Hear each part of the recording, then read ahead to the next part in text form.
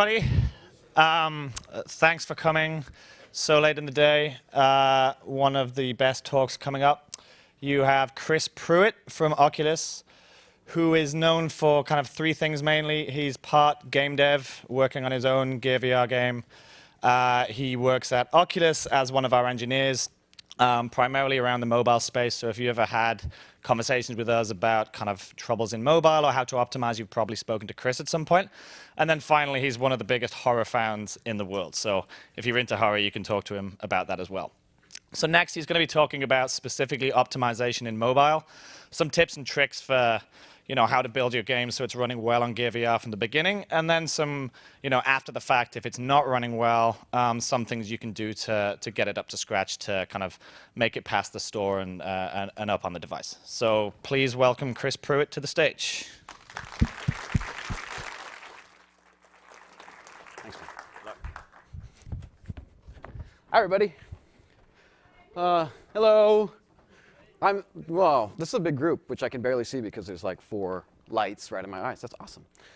Thanks for coming today. So yeah, this is a talk about performance on mobile, which means for us, the Gear VR. And Callum gave me a little bit of an introduction, but I'll just say, yeah, I'm a game developer. I've made a bunch of games for a bunch of different platforms, including a Gear VR game. Most of what I do is developer relations stuff. So talking to folks like you who are shipping stuff. And I'm not limited to Gear VR, but since I spent a long time working on this platform, it's what I end up sort of dealing with most of the time. What I'm going to talk about today is going to be focused mostly on Unity development. And the reason that I chose Unity as a focus is that having spent the last year working with developers for Gear stuff, the vast majority of them are working in Unity today. And if you're not a Unity developer, you certainly don't need to leave, although if you want to, we'll just sort of, watch you awkwardly as you try to leave quietly. But because I think some of this will be pretty generic things about how the hardware actually works. But the focus today will be on performance optimization, specifically for applications that are built for Gear VR in Unity. This is basically our overview where we're going to talk about. Some of this will probably be review for most of you. But I think it's important to cover some of the basics about how the rendering pipeline works, and then performance problems that I see all the time in my job, and then also some of the strategies we could use for designing high quality, highly performant scenes, and then debugging them if they aren't quite up to snuff. If you did want to leave, here's the summary of this talk. You're probably blocked on the CPU, and it's probably because of your draw calls, and you should do less draw calls by batching, having fewer materials, having macro textures, things like that. You also may have forgotten, or you may have messed up your GPU-CPU throttling, particularly if you're one of these developers who's been building 3D content on Android for a long time. This API, the CPU-GPU throttling, which I'll talk about in more detail, is new, and it's something you might have forgotten to do or you haven't experimented with enough. It's pretty common for folks to have lower performance than they actually need just because they haven't initialized these variables correctly. If you see gifix.waitForPresent in your profiler, that means everything else in your frame is too slow. Don't worry about the amount of time that's going on in gifix wait present. I'll talk about what that actually means, but the solution is just to make everything else faster, and that thing's going to go away. And then there's some bugs in texture compression and Unity culling, occlusion culling that I'll talk about today. So if you wanted to, this is it. This is the brain dump for this entire talk. Now you've seen it. If you want to leave and go some other talk or whatever, this would be a good time. And if you stay, then you're super awesome. Okay, so, and also, before we start, I just wanted to, I think everybody in the room knows this because we say it every time we have the opportunity to, but a high frame rate in VR is not a nice to have. It's really a requirement. On the Gear VR, that means hitting 60 frames a second consistently. Gear does have a pretty awesome technology called time warp, and it's actually a synchronous version of time warp, which means that if you do drop frames, we'll make sure that the head tracking doesn't stutter to the extent that we can. But Carmack calls this frame rate insurance. It's not really an excuse to run your game at a lower frame rate all the time. And in fact, you will feel bad if you do that. Don't skimp on this stuff. Also, if you try to submit something that's not up to snuff in terms of performance, the Oculus store team is just going to say, thanks, but please make it faster.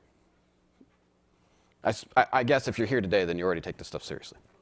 So this is the Gear VR, in case you didn't know. It's a headset that you slot a Samsung phone into. It's got a micro USB port that allows the headset to have a bunch of high resolution orientation sensors in it and feed that information into the phone. The phone does the rendering.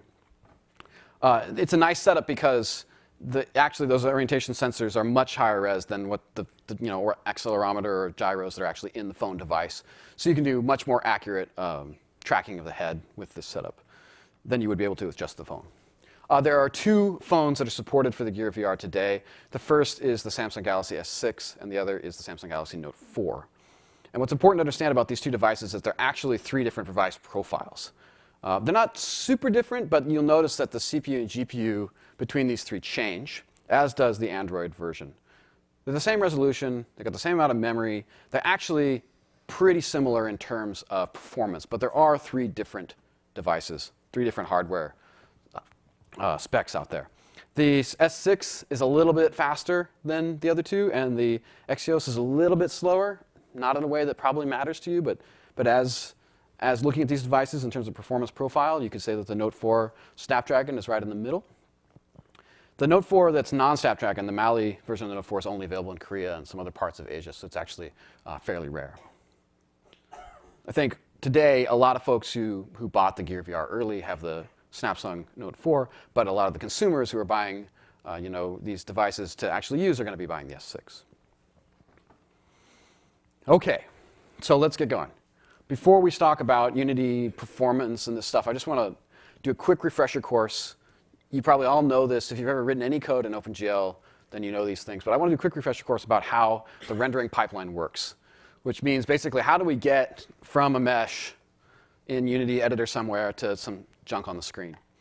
And I'm not talking about the Unity side of this. I mean, there is a Unity piece of it. The Unity piece is, walk over all your objects and do some frustum culling and decide which things we have that we should be showing, and then submit that to the graphics driver. I want to talk about that submission to the graphics driver part. Basically what that is that after Unity's gone through the scene and has decided that these are the meshes that you want to draw, it ends up packaging up a bunch of data for each mesh that you're going to draw. One of it is the transform. That's the location, rotation, scale in the world. The mesh itself, those are the vertices that you're actually going to describe the 3D object you're going to render. And then there's a shader, and the shader almost certainly has some sort of inputs or parameters, which is going to be like your texture, your lights, your colors, things like that. So there's this package of stuff, transform, shader, texture, lights, colors, and you package it all up and say it's at this location and draw this, and that's a draw call. So we talk about draw calls being slow, and it's actually this operation, the submission of the draw call to the driver. Now, the driver has some work to do as well. Once we submit all this package of data to the driver's got to process it a little bit. At the very least, it's got to take that shader and get it compiled and bind the inputs that you've passed to it to the inputs that are enumerated in the shader. It does a little bit of work, and then it's going to hand it off to the GPU, and the GPU is going to go render this thing to the screen. And that's, at a very high level, that's basically our rendering pipeline. We package some stuff up, we submit it to the driver submits it to the GPU rasterizes it to the screen. And we just got to do that really fast. Important part of this structure is that part of this is CPU side, and part of it's GPU side. And these are basically running asynchronously. But they do have to synchronize once per frame, and that synchronization point is called vblank or page swap or vertical sync, whatever you want to call it. EGL swap buffers, depending on which level you interface with this at. But what this is the point at which the commands that you've submitted over the previous frame get handed off to the GPU. And this can only happen at certain times. The display itself is clocked at 60 frames a second. And generally, the vertical blank, we call it the vertical blank because it refers to the interrupt that happens when the scan line reaches the bottom of the screen. That vertical blank interrupt happens every 16.6 milliseconds so that it can draw at 60 hertz. So if the driver has data that's ready to go at that 16.6 millisecond synchronization point, then the GPU is like, great, new data, I'm going to go render that. And the CPU can be like, great, I'm going to go start working on the next frame, and everything's wonderful. And if that data is not ready to go yet, then the GPU is not going to wait. It's going to say like, OK, well, I'll see you in another screen. And it goes off and just shows the previous frame again. And then you've dropped a frame, right? Your CPU is going to sit there and wait. It's going to finish what it's doing, and it's going to have to wait for the GPU to come back. And basically, when we're not hitting 60 frames a second, generally speaking, if it's because of draw calls, which turns out it usually is, it's because we're not making this synchronization in time. So let's talk about performance problems that I come across a lot for folks that are building Gear VR content. It turns out, like as I said in the beginning in the TLDR slide here, that most of the performance problems that I've seen people have are entirely on the CPU side of this equation. They're not generally blocked on the GPU. It's possible to get blocked on the GPU as well if you submit a bunch of work that takes the GPU a long time to rasterize. But usually what we see is that people spend a lot of time on the CPU, and specifically they spend a lot of time on submitting draw calls. There's some idiosyncrasies about how draw calls work that we should probably talk about. It turns out that the reason that a draw call is expensive is that it requires a state change within the driver. So the driver has a bunch of state, which is like, this is my current mesh, and this is my current shader, and this is my current texture. And once we decide we're going to change those things, because we're going to draw something new, loading all the new stuff takes a while. The side effect of that is if we pay that expense one time, and then we decide to draw more copies of that same mesh, the subsequent ones are cheap. The first one costs something. The next ones are cheap. If we mess up our draw calls such that we have some totally different object in the middle of our stream of statues in this case, so we're going to draw this chair right in the middle of our stream of statues, that sucks because now we've paid the expense for switching to the chair, and then we have to pay the expense again to switch back to the statues to continue to render the statues. So this is kind of the cost of draw calls. Another problem that Gear VR and mobile developers in general run into all the time is what we call pixel fill. This is actually the time it takes for the GPU to shade a pixel. And the way to think about it is, if you're thinking about it in terms of shaders, you could think about this as your fragment shader is just basically kind of slow. Every time you got to write to a pixel, you're incurring a cost. And you'd like to incur that cost as infrequently as possible. So ideally, we'd only touch all the pixels on the screen one time. That's actually pretty hard to do in practice. We have to worry about things like overdraw. This is a scene that's being rendered from Unity's overdraw viewer, which is actually an option in the scene view. You can just turn it on. And what it's showing us here is the parts of the scene where there's the most overdraw are more orange. And the parts that are less overdraw are less orange. So what that means is that the pixels that are touched multiple times the most get brighter. So you can look at, if you look at the floor here, the floor is basically black or it's very dark. That means we probably only draw the pixels on the floor one time, and that's great. There's no overdraw there. But that farmhouse in the back is quite bright. That means we're actually drawing that part of the screen several times, and that means the cost of filling those pixels could be significant. The good news is almost nobody has problems with actual scene complexity. You can actually push quite a lot of verts and polygons into this pipe, and the GPU will totally render them like a champ. We'll talk about exactly how many you can probably get away with, but in my experience, most folks don't have problems with the complexity of their scene. It's also important to note that in Unity today, because we're rendering in VR, we're rendering left eye and right eye.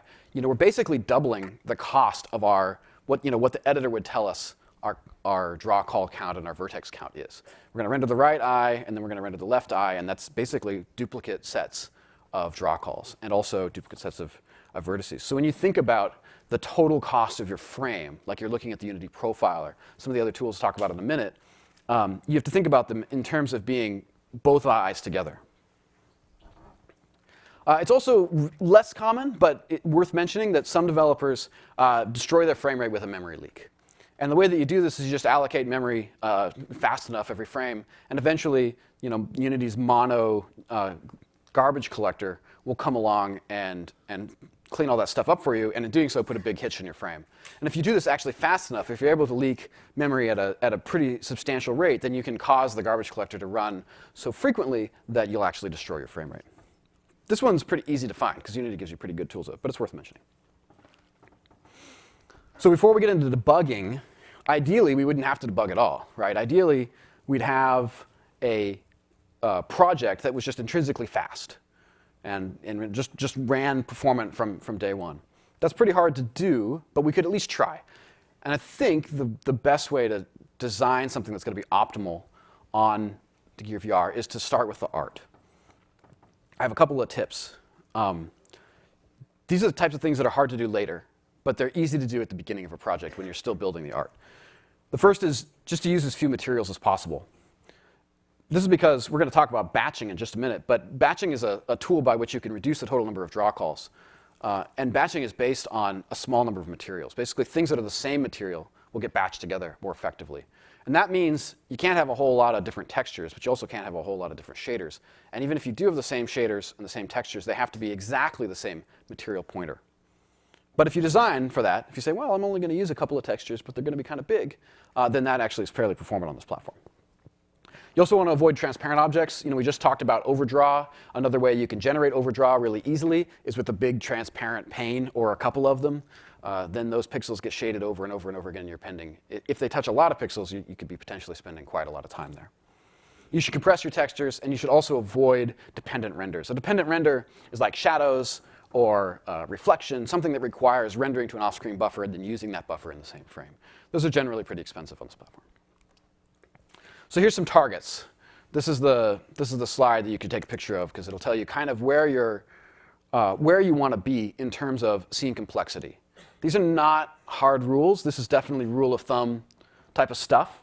And depending on what the content of your scene is, you could exceed these or not. But you want to stay within 100 draw calls. And remember, that includes both eyes. Ideally, you'd have roughly the same number of triangles that you have vertices. You try not to write slow C# code. A good rule of thumb, I think, is to stay under 2 milliseconds for your total C# execution time. And then you want to finish your whole frame in 13 milliseconds. And the reason for that is that you want to leave a good 2 to 3 millisecond window for time warp to come do its warping and show the warped output of your game on the device. Time warp's generally about 2 milliseconds. If you use the automatic chromatic aberration correction, then it takes about 3.1 milliseconds. So you should budget for that. And you can totally get away with 16-bit depth and color buffer, so do that. So basic checklist. This is the stuff that in the editor you make sure is true before you do any serious performance work. And that's that any mesh that doesn't move should be marked as static, particularly batching static. I don't really care about these other ones. Batching static is going to say this mesh never changes, and Unity will be able to make it more optimal. Also, don't use render.material if you can avoid it in your scripts. You want to use render.sharedMaterial. And the reason is that if you use render.material, you actually create a new instance of that material the first time, and that is a different material pointer, and that means that object has just been opted out of dynamic batching from any other objects that are like it in the scene.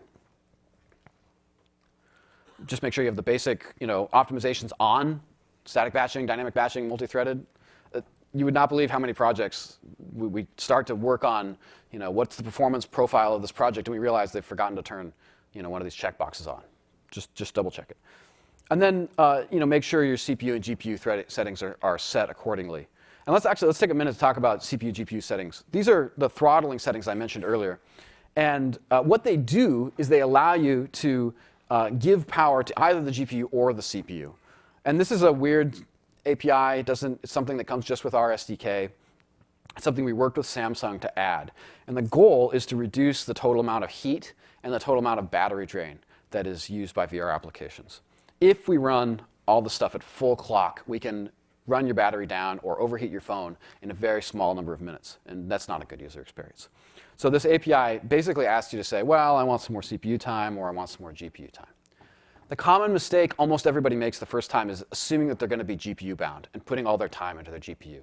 As I said, the GPUs are actually not usually the source of bottlenecks. Usually you're going to crunch right through your verts once you get them submitted. And in fact, it's actually the submission of the verts via draw calls that ends up being the expensive part, and that's the CPU side of that operation that I showed earlier.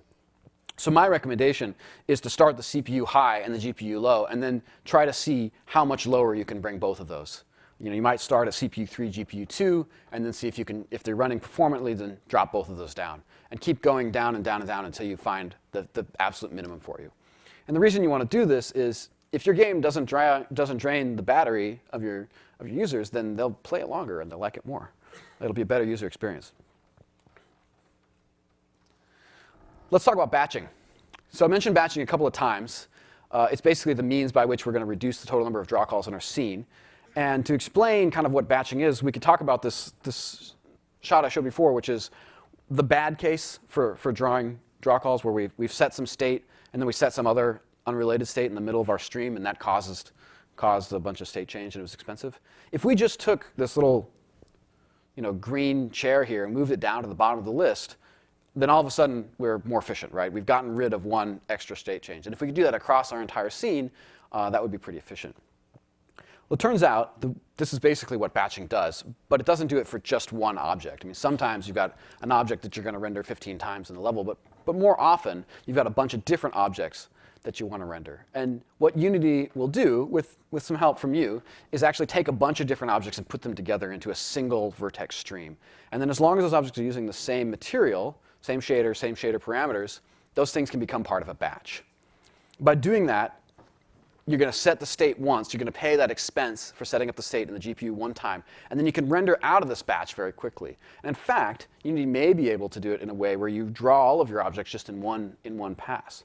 So we could say, well, I'm going to draw this desk 5 times, and then I'm going to draw some boxes and some doors. And none of this has required any state change. And so it's very fast. This is fundamentally what we're trying to achieve when we talk about batching. Unity supports 2 different types of batching. One of them is dynamic batching, the other static. I mentioned before putting that batching static box in there. What that's going to do is, if you have objects that don't move and are marked as batching static, when you build your application, it's going to take all those objects and put them into a single vertex buffer at build time. And that thing will be pretty efficient to draw out of. Dynamic batching is similar, but it's actually going to do it at runtime. Every frame, it will take a look at all the objects that have the same material, and it'll try to put them together into a big stream, and that will be fast as well. They're both extremely useful, and you need to use them. Also, as I mentioned a couple times, this is based on material pointer, not the name of the material. So if you mess with the shader parameters for one object, that object will be opted out of dynamic batching.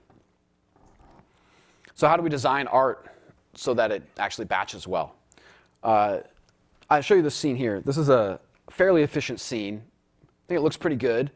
And in fact, we can draw this scene in like 8 or 9 draw calls. And the way we can get away with drawing the scene in 8 or 9 draw calls is that the artist, when building this scene, has been very careful to stitch things together and use a very small number of textures. They're large textures because they need to be high resolution, but there's not very many of them. So we've got one for the picture frame and for the rug. There's one for the furniture and the fireplace. I think the walls and the floor, the ceiling and the floor is a one pass, and then the walls are another. In fact, we could probably make this more efficient if the only thing we ever had to render was this one room. I mean, this whole room could probably be a single batch.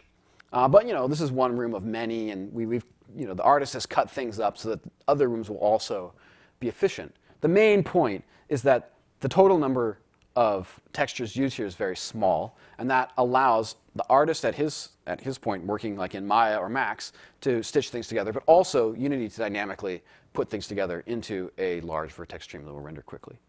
Other important things to just consider is that there is some transparency in here, the fire and the candles, but it's a small number of pixels that are actually being touched, so it's not particularly expensive.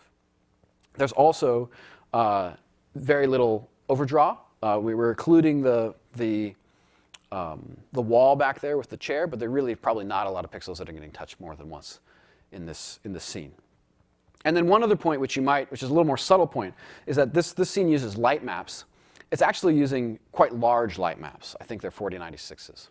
And the reason that you might want to use a large light map is that you can have fewer of them in the total scene. By increasing the size of your light map, you can actually reduce the total number of light maps in the scene. And that means, because light maps are a shader input that could cause your batching stream to be broken, that means you'll have fewer total differences between objects, and you can have more efficient streams. It's probably worth, especially if you're in Unity 4, writing a tool to kick off your light mapping so that you can change the resolution of your output light maps, because that's actually not something that the UI exposes. You should compress your textures. If you compress your textures, your scene will boot faster, and your scene will render faster as well, because the hardware likes working with compressed textures. You get 3 formats: ETC1, ETC2, ETC3. ETC1 is basically universally supported, but looks kind of bad and doesn't support alpha.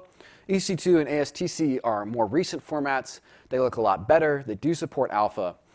They both require a specific GL extension that says this phone can support this hardware. But the good news is all Gear VR devices support all of these formats. The bad news is there's currently a bug in Unity that will prevent you from using ETC2 and ASTC if you're targeting OpenGL ES 2.0. And what happens is Unity makes a mistake. It thinks that you're not allowed to do that under OpenGL 2, and it will decompress your textures on load. So this is really bad because what happens is your load times become really, really long. And you don't get the benefit at runtime of having compressed textures. Everything's full-size memory. So, the solution is to target OpenGLES 3, except the problem with that is OpenGLES 3 will crash on startup today under Unity. So these are track bugs that the Unity dudes are working on, and I have the most confidence that they'll be solved in a very short amount of time. But for now, you may be stuck with ETC1, which is kind of a bummer because it doesn't look so hot. It does work, and if you are stuck with ETC1, my recommendation is to use ETC1 for your diffuse textures and keep your light maps and other things that have nice gradations or transparency in them uncompressed. They wouldn't let me actually use Rage Guy. So let's talk about, now that we've got our scene, we've done our best to make it efficient. We beat our artists over the head until they macro textured everything. But we still have performance problems. We have a bunch of tools at our disposal to help us. But before we get into it, we got to make sure our environment is set up properly. Before you do any performance debugging work, the thing you need to do is first make sure you're not doing this work in the Gear VR developer mode. Now, I don't know, can I just see a show of hands? How many people even know that there is a Gear VR developer mode? It's like 15% of you? OK, that's about right. There's a super obscure mode in the Gear VR service. This is not the Android developer mode that lets you tether your device to your machine. It's a mode specifically for the Gear VR service, and it's kind of useful because it'll let you run your application outside of the headset. The problem with it is that the CPU, GPU throttling stuff is totally not supported when you're in that mode, and so you will not get a useful performance profile. And when you put it back in the headset, you will not see the same behavior. So if you're going to do any serious performance work, you need to do it in the headset. To do that, you probably also want to turn off multi-threaded rendering. For your shipping game, you don't ship without multi-threaded rendering comes on. It's a huge optimization. It's a really good thing to do. But for the purposes of trying to figure out what parts of your scene are slow, you should turn it off.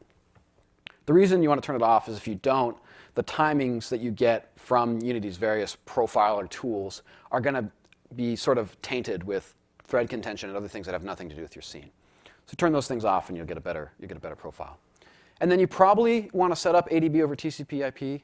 This just lets you talk to the phone while it's in the headset and not tethered to your computer. It's not hard to do. The instructions are online if you just search for ADB over TCP/IP. But once you do it, you'll be able to get your logs, you'll be able to do the Unity profiler, anything you could do with the phone plugged in while it's in the headset. So speaking of the Unity profiler, this is really your first line of defense. It's a pretty good profiler. It won't tell you anything about what's going on the GPU. You can see that GPU usage is just this block that doesn't get filled out. But that's OK, because you're probably blocked on the CPU anyway.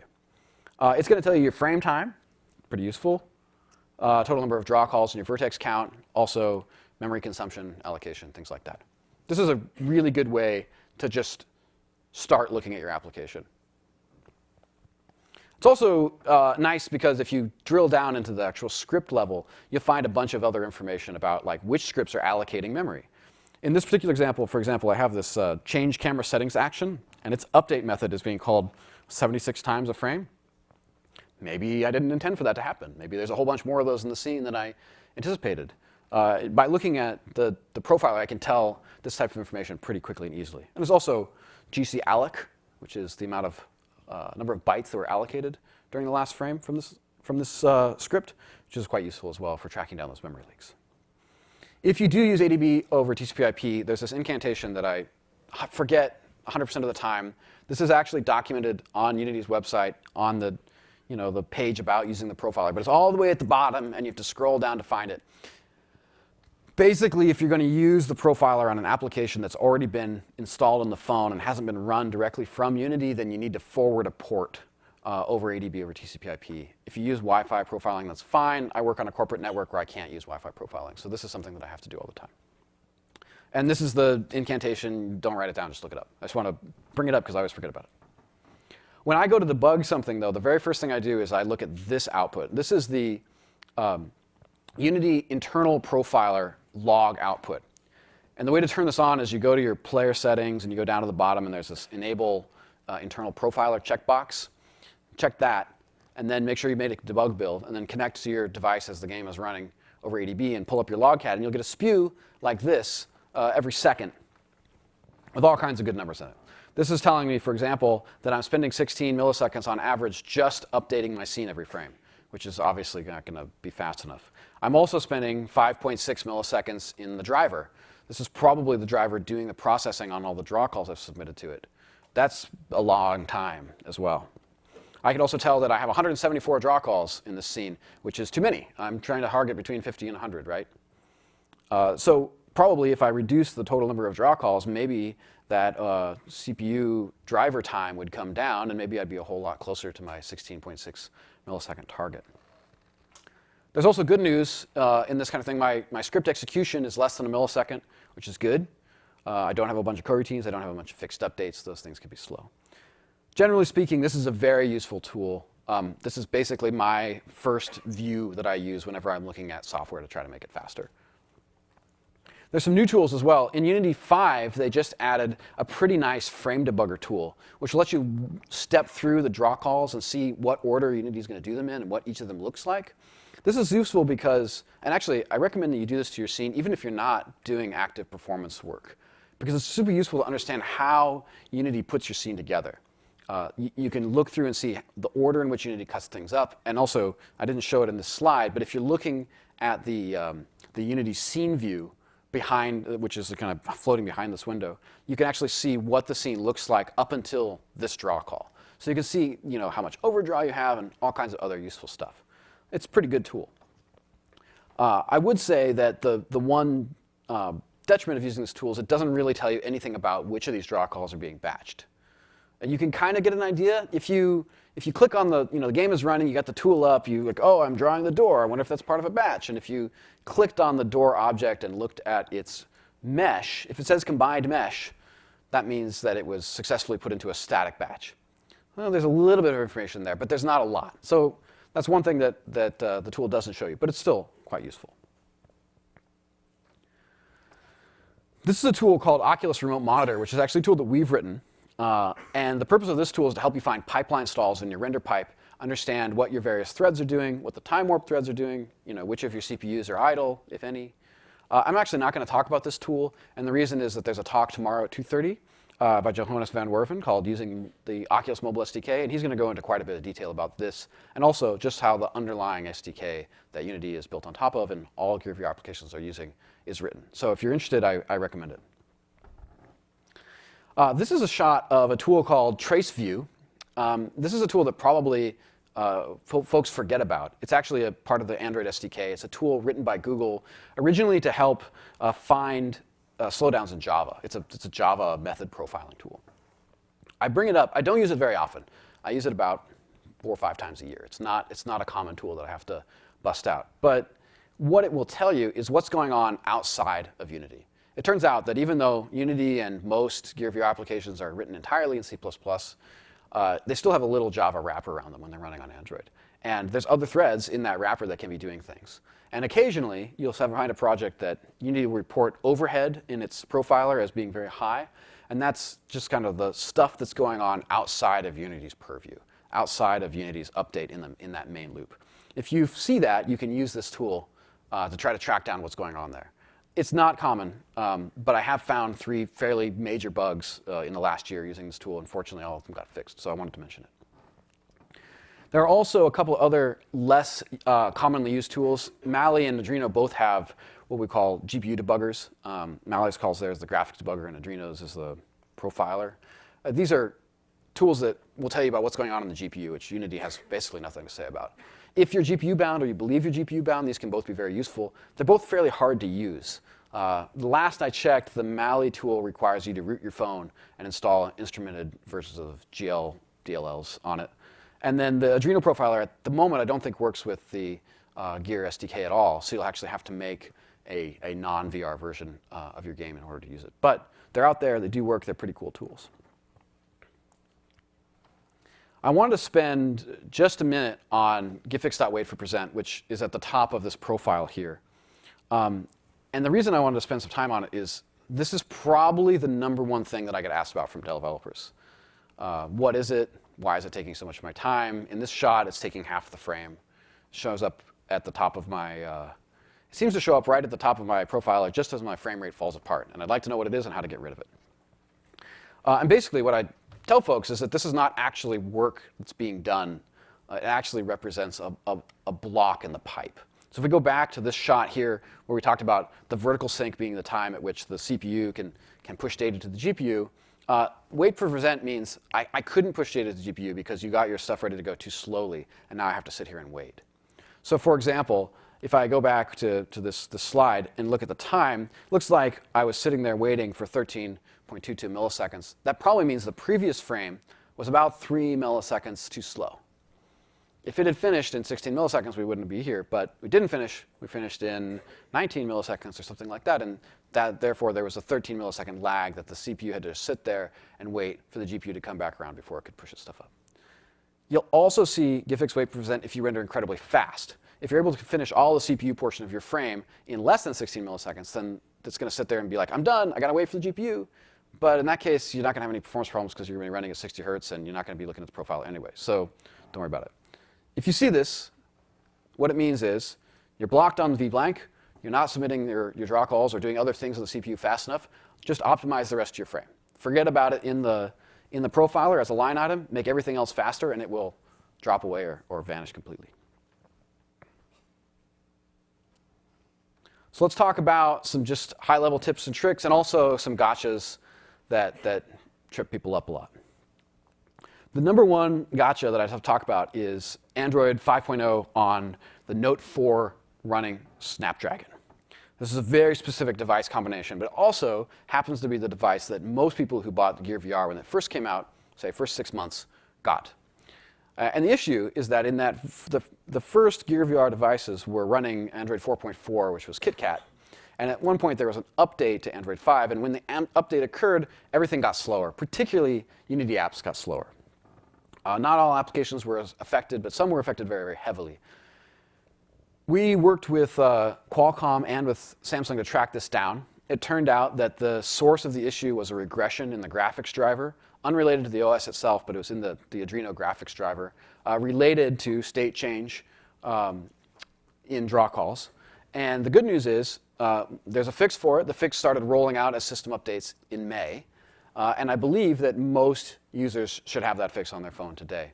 It's difficult to say how many people actually decided to install the system update. And also, system updates on Android come out from different carriers at different times.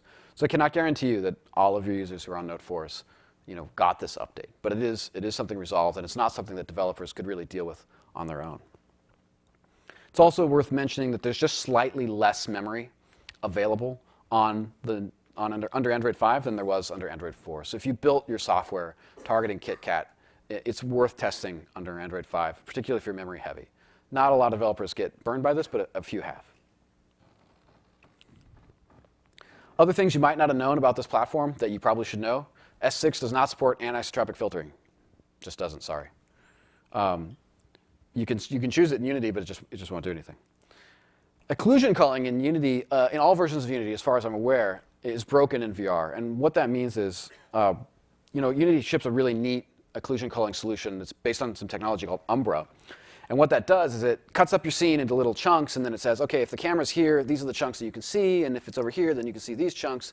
And it's a really nice way to limit overdraw and also just automatically know the set of things that could be visible at any given time.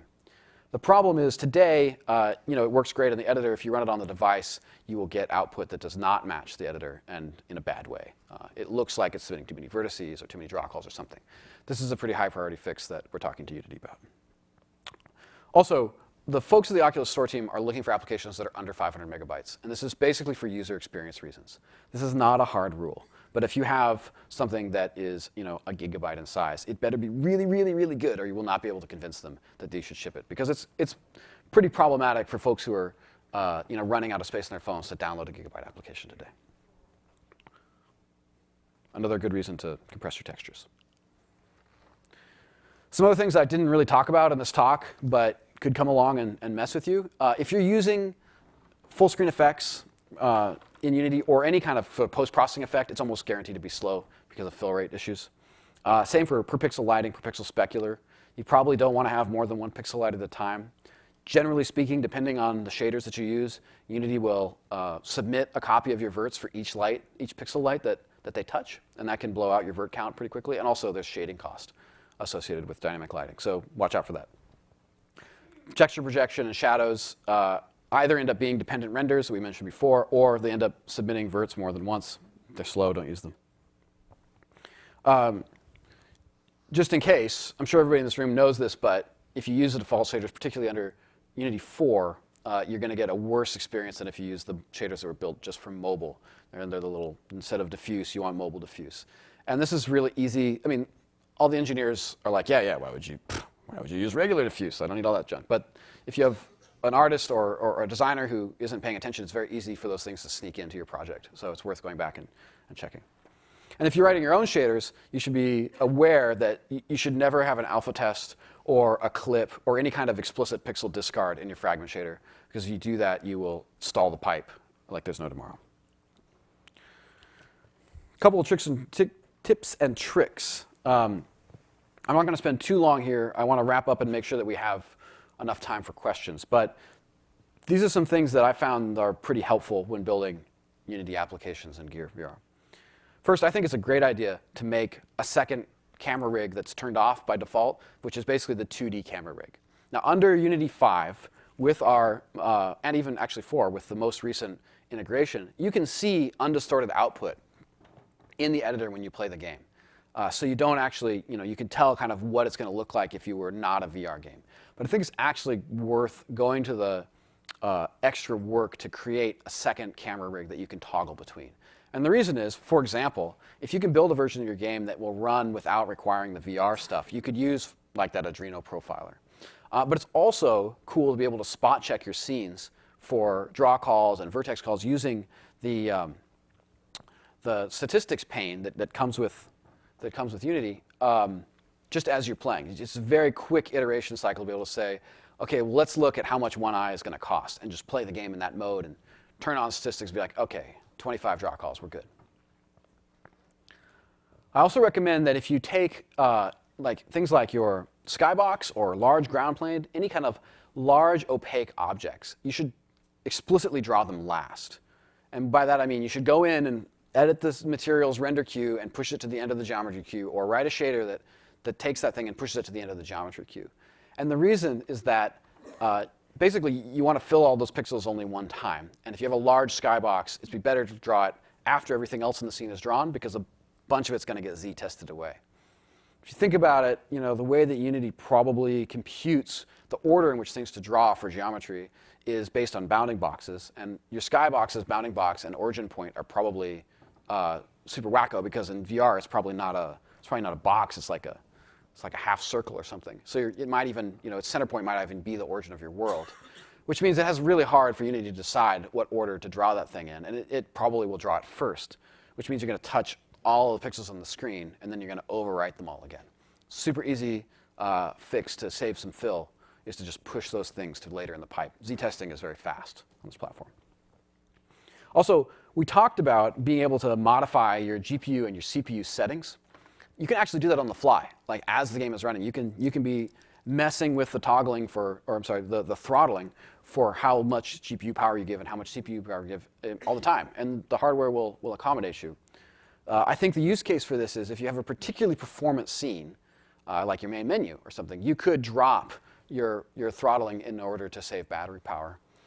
Or if you have a particularly heavy scene that isn't going to be up for a long time, you could consider raising those throttle values up in order to get that scene to run well. What folks at Oculus and your users in our store team are going to look at is not what are the specific values you set it to, but does this game overheat the device? Does this game cause the battery to die in 15 minutes? And if that's true, regardless of what the settings are, you've not done it right. So as long as that's your sort of metric for building something quality, you have the ability to adjust these on the fly. One of the things I've tried is turning the CPU way down, dropping to 30 frames a second, and cranking turning the GPU way down, dropping to 30 frames a second, and bringing the CPU way up just during loads, just during an asynchronous load.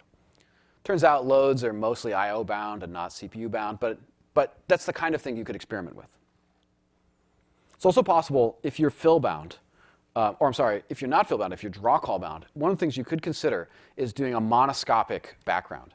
It turns out that your eyes, when you see stereoscopically, can't really see stereo past a certain distance. So if you find a distance past which you can't see stereo anyway, you might as well just render that one time and use it for both eyes. A couple different ways you could do that.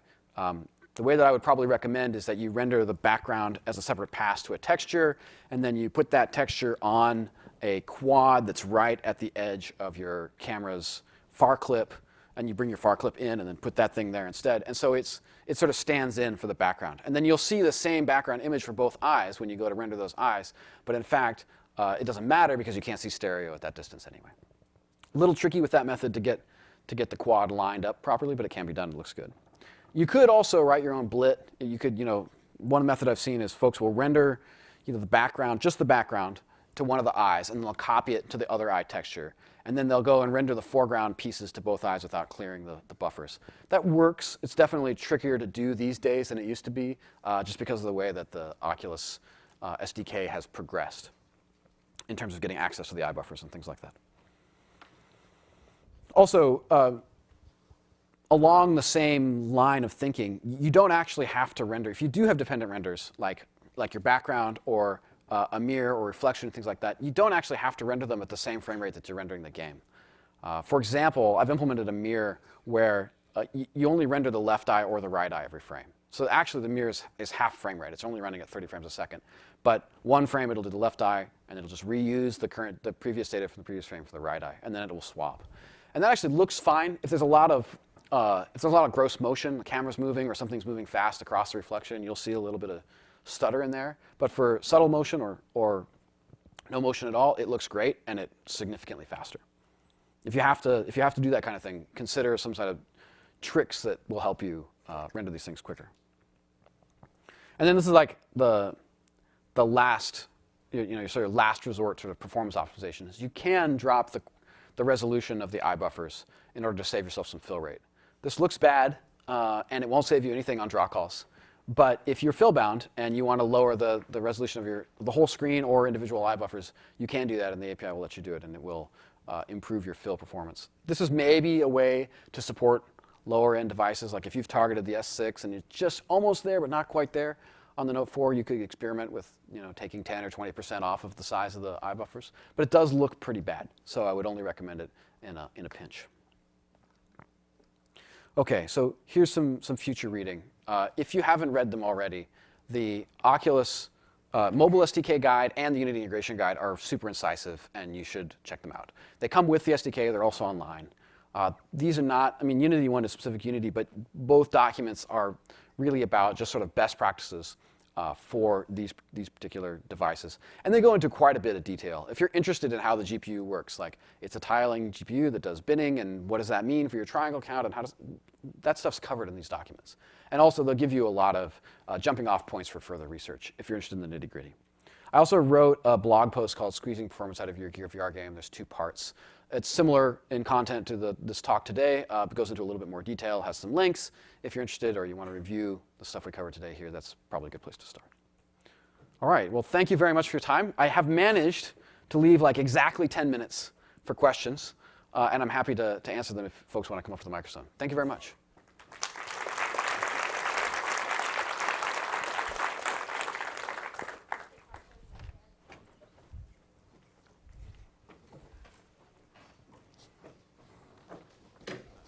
Hello, Adam Bruce from VR Lab. During the VR Jam, there was a notice that went out to all the developers that there was a memory leak happening in Unity 5, and so since then I'm kind of on 4.6.3 and waiting for the blessing to move forward. One, what was that, and 2, what are you recommending now? So the question is, at various points there have been memory leaks and other bugs in Unity, and what's the state? What do I recommend? I would say that for now, if you're based on Unity 4, you should stay there, but not for very long. If you're about to ship, like you're going to ship this year, I would not upgrade to Unity 5. I would ship on Unity 4. In the long term, past this sort of the end of this year, you must upgrade to Unity 5. And if you upgrade to Unity 5.12 or Unity 5.2, it's actually significantly more stable than it has been in the past. And that the memory leak that you mentioned has been resolved. There's a number of other bugs and fixes that have gone in. The Unity team has been working super hardcore on ensuring that the Unity 5 stuff is stable and performant. And there's still some issues, like I mentioned, the culling issue, that one affects both Unity 4 and Unity 5. But they work very hard with them. We have a very close relationship with them. Under Unity 5, the SDK is significantly improved. It's way easier to use, and you get a bunch of cool features, and all the new features are going to show up in Unity 5. So unless you're shipping in like the next 3 or 4 months, I would say you should upgrade. One more question. Yep. That was an incredible resource, by the way, during the jam, having the constant communication happening back and forth. Are there any other resources we should be following? So I would say that for resources that are live, probably the best bet is to use our developer forums. And we also have something called answers.oculus.com, which is kind of like Stack Overflow sort of structure where you can go and ask questions, and either folks from Oculus or other folks from the community will answer. And those things are fairly recent. The forums have been around for a while. Answers are a little bit more recent, so they're still sort of picking up steam. But if you use them, they'll be more valuable. So that was what I would recommend. Thank you. Other questions? Is everybody going to come here? Okay, cool. Hi. My question is particularly related to light mapping. I know light mapping is pretty huge on mobile. However, there's been kind of like a little craziness going on between like Unity 4 to 5 with the whole PBR setup, and on top of that, like there was a huge mix-up with like the old school integrations, but then using PBR setups and everything. What really happened with directional versus like the non-directional light mapping? Is it broken? Is it not broken? What versions do we use? Like where do we go for stability? Sure. So the big change between Unity 4 and Unity 5 related to light mapping is they changed the tool that does the light mapping. Under Unity 4, it's a tool called Beast, and under Unity 5, it's a tool called Enlighten. And they have basically different. The output is similar, but it's not the same. So the first thing that folks, if you're light mapping heavy in your project, the first thing you're going to notice is when you bring it into Unity 5 and re-render, first of all, the rendering is probably going to take a really long time, longer than Beast took, but also the output will not look the same, and you'll have to go and tweak the values, and the settings that you have access to are not the same settings you had access to before. Basically, the underlying tool has changed, and so it requires a little bit of work to bring it back up to the quality that was before. If you turn the real-time, there's a real-time ambient occlusion baking that happens all the time. If you turn that off, your light map renders will actually get significantly faster, although they're still slower than in Unity 4, in my experience. There's also an issue, which I think you alluded to, which is that some folks, custom shaders were doing, let's see if I can remember this properly. I believe they were doing light map decoding in linear space, which is now happening in gamma corrected space, or perhaps it's the reverse. And so if you wrote shaders that are doing those things, then they're going to require modification under Unity 5. And actually, what I would recommend is just do it the same way you wrote those shaders to begin with, which is to dig into the shader code that Unity ships, and it's in like Unity cg.inc thing, and figure out what the names of the light mapping methods are, and just start calling those instead of writing them yourselves, and then you should get accurate output. As far as I know, other than being slow, light mapping does work fine in Unity 5. As I said, during upgrade, there's some work to do there. But it does work, and it's not broken. Okay, and one final thing, if I may ask. You mentioned particularly that occlusion culling is essentially broken on the VR modes. Is that particularly attributed to the native integration, as in could you actually revert back to like the old school integrations and kind of get that back, or are we just all out entirely? My understanding is it's not related to which integration use, that it has something to do with the my guess is it has something to do with the way that the cameras are used to decide which things are visible. When you have two cameras, it works differently than when you have one. I don't know the details, but it's just a bug that we'll have Unity fix. Awesome, thanks. Hey, so you were talking about texture atlasing, and I was wondering if you've encountered any good automated solutions for that, because I know it's a pretty big pain when you're mixing. Questions about automated solutions for texture atlasing. We do it. My team does it by hand. I don't know if there are better tools out there. Unity does have a texture packer that they are including mostly for like making sprite sheets and things like that. So you could experiment with writing a tool that would take your mesh and pack it into this texture and then re-UV it. In theory, that's not particularly difficult if you know if you have the packer and you know where your original textures ended up in the UV space of the output texture, then you should be able to pretty easily go fix all the UV locations in your meshes. And that sounds like a great thing that you could sell in the asset store, Yeah. to tell you the truth. I know Zone. But no, I don't know of any. There's not one off the top of my head that I could give you that says like use this. And then super quick on the you're talking about there's the two fill rate and draw call bound. Yeah. Telling between those two, is that simply a GPU versus CPU bound, or is there something else you can tell to see if you're fill rate bound? Yeah, I mean the easy way to do it, I guess, is if you reduce the size of your eye buffers and you don't get any performance back, then or if you get a very small amount of performance back, but not the type, the amount that you're hoping to get, then you're almost certainly bound on the CPU. You're probably going to be bound on the CPU. That's what 90% of developers I've seen are.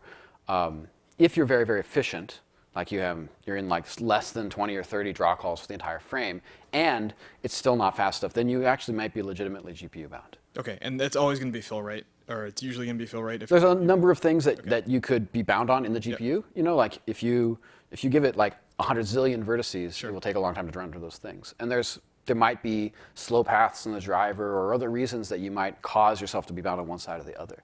But generally speaking, all the games that I've seen, it's mostly about like how many transparent panes do I have, or I'm rendering to a larger texture and trying to subsample because it'll look better and I don't have the fill to do that or whatever. Cool, thanks. Yes, hi. Just one question. I bring here the question of my developers. I'm not the best person to ask this. It could look like a beginner, but the thing is that we are developing a new application for Samsung Gear, and in the past we create like a GUI menu with a single polygons and with a JPEGs. Sure. Right. So it's really something really simple and easy to do. But actually, we're creating like a 3D menu with more polygons, more things, and trying to match the GUI part with the 3D objects, right? Sure. But the thing that we are facing right now is the problem with the anti-aliasing thing. Do you have any good practice or any advice regarding that? Sure. So you don't want to anti-alias your main scene. Depending on how you set this up, you could be rendering your objects into a separate texture, in which case you have anti-aliasing controls on that texture, and anti-aliasing is pretty cheap on this hardware, right? These are tiling GPUs which can basically do anti-aliasing for very little cost. It's not free, but it's not super expensive. You don't want to anti-alias your main scene though, right? What you want is the actual eye buffers themselves to be anti-aliased, which they are by default. And you can, in the OVR manager, you can actually change the degree of anti-aliasing that they get. If you've done that properly, in fact, I think it will throw an error if you try to anti-alias your main scene. Like if you go to the quality settings and you set anti-aliasing to something there are some bugs in the past which would actually cause black screens and crashes if you did that. But also, it's just not useful because you don't get any quality improvement from anti-aliasing the main scene if you then anti-alias it again after distortion for the eyes. So I guess what I would recommend is if you're spending a lot of time on anti-aliasing, and like that seems to be the thing that is most expensive, I would suggest that maybe you're probably doing a deferred render. You're probably rendering off into a separate texture. I would take a look to see if that texture is mapped or not, because that will affect your quality, but also the time. And also, I would wonder if you actually need that texture. It may be possible to do what you're trying to achieve without a set deferred render, just by clearing the depth buffer and then drawing on top of the world that's already been drawn in the middle of your draws. Like draw your world, clear depth, draw your UI, something like that, all in the same buffer. I don't know if that answered your question. Yeah, that's it. Okay, thank you. Hi. So, excuse me. When in Unity, basically just trying to set up some posters around in a scene. Something I noticed, basically the way at least I set about doing it was to just have like image sprites on canvases.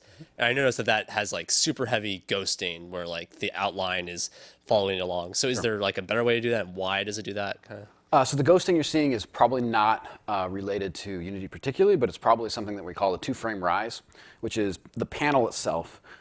It takes about 2 frames for a pixel to cool down. So for example, if you have a pixel that's full white and the next frame you're like, that's going to be full black. In fact, it's going to be like 40% white the next frame, and then it's going to be 20% white, and then it's going to be black, because it actually takes a while for the pixel to cool off. Right. And the side effect of that is when you have white against black or very high contrast view and you move your head around, you will see a little bit of ghosting. This is intrinsic to the panel. There are ways in your pixel shader to fake the panel out. There's on the PC Rift, there's something called overdrive, which will actually fake the panel out by saying like, oh, this pixel is going to be, it's going to be like 30% white, but it's actually only supposed to be 10% white, and that makes it like heat up faster, and then you turn it down the next frame. You don't want to do it on mobile, though. It's pretty expensive. The way that I would solve that is just don't make high contrasty scenes. Okay. I mean, I'm serious. Like, it's a problem with all both the PC stuff and the mobile screens as well. It's intrinsic to the way that the LEDs actually work. So there's not like an awesome solution other than if you have less contrasty scenes, you will not see the ghosting as often. I would say you probably don't want to render textures on a canvas. It's not the most efficient way to do it. Okay. Yeah. Just make a quad. Make a Right. quad and put textures on it. Yeah. Okay. Thank you. I like to use a lot of uncompressed textures. So for like draw calls and polygons, we have targets to shoot for. Sure. Is there anything like that for like texture memory? Or I don't really know how to think about it or design around texture concerns. So generally speaking, what actually happens to textures as they leave Unity and flow into the GPU pipe is sort of up to the GPU vendor. But we could assume that the GPU is probably capable of addressing textures as they're compressed. So if they're compressed, you get to move less data across that pipe. And part of the reason that your loads are slow and also that draw calls are expensive to begin with is that these devices are pretty bound on I/O. Like just getting stuff across the memory bus is slow on most mobile devices, certainly not just ours. So if you can reduce the size of your textures with compression, then you have less data to move, and that will improve your frame rate. And then also, generally speaking, these types of GPUs can actually address those types of compressed textures in hardware, which is fast. The reason that the only reason I would recommend not using them is if you can't for quality reasons. But what I would basically say is, by default, just compress everything. And then when you find a texture that just looks too bad with the compression, or maybe you're stuck in ETC 1 hell and you can't actually compress certain textures because they look bad, spot check, decompress those. But you would like to keep them as small as possible. If you think about a texture with bitmaps, it gets really big really fast. Like a 4096 by 4096 with bitmaps is 85 megs of RAM, right? Because it's going to create a bunch of bitmaps and it's going to be very large. And you have a couple hundred megabytes of working memory total for your application that you want to stay within. So that's basically how I would think about it. Okay, thanks. All right, I think that's the last of the questions, and also I'm out of time. So thank you very much for coming, and I'm looking forward to seeing your content.